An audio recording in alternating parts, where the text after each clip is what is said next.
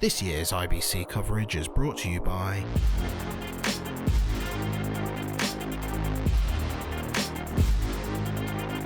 Hi, I'm Nece from the After Effects team, and I'm really excited to show you some of the new things we have in After Effects, particularly with 3D compositing and some amazing new presets. So I feel like we should just jump straight into the demo. First up, we've been able to bring in 3D models as a new thing for the past year or so. But you want to do more than just turn a model around in space. And so the fun thing about this model is it actually has embedded animation built into it. So right now it's going to unfold into a stand. I could have it fold from open to close. And you can see I get this really fast responsive feedback here. I can switch these out, and I can also smoothly retime this, because unlike a video, this is actually using the embedded animation data built into this GLB model. And so if I hold down the Option key, I can time stretch this to 30 seconds. I can make this a super, super slow fold, and it's going to smoothly retime. You don't see any of the steppiness you might see with a video. You're instead seeing this really soft motion. And the reason you might want to do this is you may want to reuse a model again and again, particularly a phone.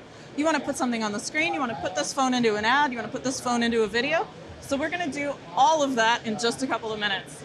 First thing I want to do is add this phone to a camera tracked 2D scene. So here I have a shot of a desk, and I have the 3D camera tracker effect applied. I've already done this. So I'm going to grab a couple of points that I like. So we want to put this on this desk about here. That looks pretty good. Let's drop that in there. Cool, there we go.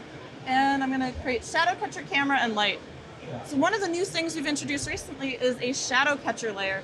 And that's this transparent layer here. It's otherwise invisible, and it's totally transparent right now because there's nothing casting a shadow onto it. In fact, I could even scale this up. I want to cover a little larger area, but I'm going to go grab my phone layer and drop this right in. I've got my animated phone. I'm going to drop this into my scene. Oh, I'm getting all the pop-ups. And right now I can't see anything. It's not here because it's actually off camera because I created a 3D track from the video clip. So I'm going to instead shift parent this to my shadow catcher layer. It's going to snap the phone straight to the desk. And now you'll see I've got it sitting right here on top of that shadow catcher layer, nice and smooth, but I still don't have any shadows. So it doesn't really look like this is in the scene. So the next thing I need to do is change my light type to an environment light. And environment lights cast shadows based on an image. So you have a spherical image that is projecting that light into the scene. But when you look at the shadow, it's not facing the right way, and it doesn't match the rest of the shadows.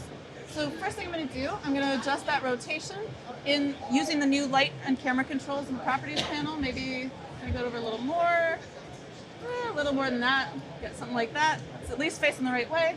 And now I can go into my shadow catcher layer here, and I have a new option in my material options to choose a shadow color.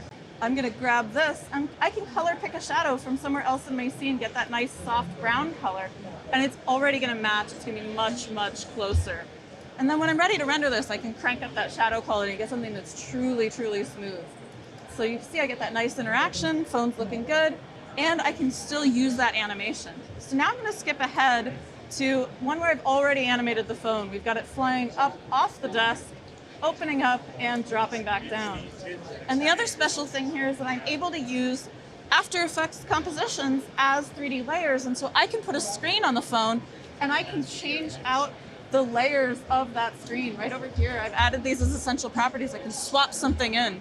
So you can imagine creating lots of different versions of an ad for different versions of the phone, different markets. You put anything you want on the screen, and you can do all of this in a single composition.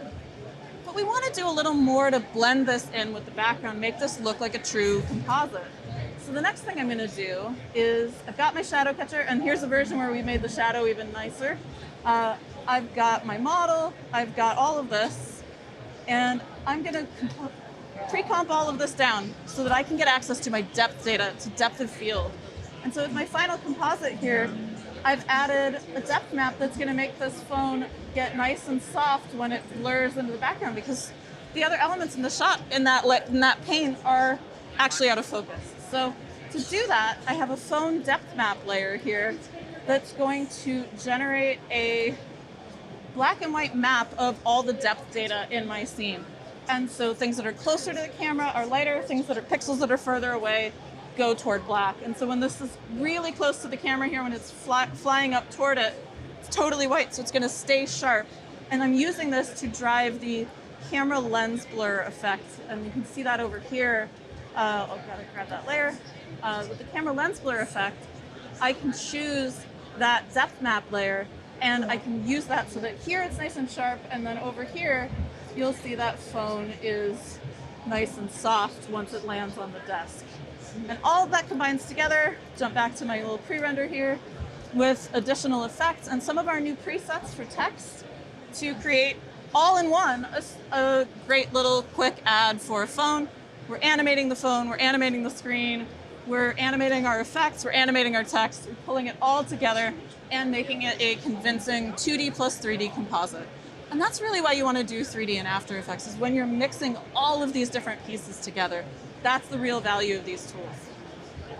And we also have 33 new presets, and there's some really, really great ones in here. There's frames, there's text boxes, stuff you need to do all the time. You know, I can just hit play on this and you'll see there's all these different things that come up again and again, and you can customize these, but as text gets longer, you get nice responsiveness there. You can jump ahead to these sort of dynamic frames that follow even this kind of animation. If we go further ahead, we've got infographics, things people have to do all the time that if you actually set this up from scratch, it can take you some time. And these all have built into them controls so that you can customize them, update the data, how many bars you have in your graph, and get something that is both quick and accurate. But some of my favorites are some of the number counters. We've got textures, we've got anime speed lines, but some of the most powerful ones are things to be able to do stuff you need to do constantly. Countdowns, percentage and currency animations, all of that kind of stuff just built in, and they'll work with even non-monospaced fonts. You get really smooth numeric animation that you can customize the formatting of. So lots of great presets, lots of great 3D tools. All of this is available in After Effects 24.5 and is really worth checking out.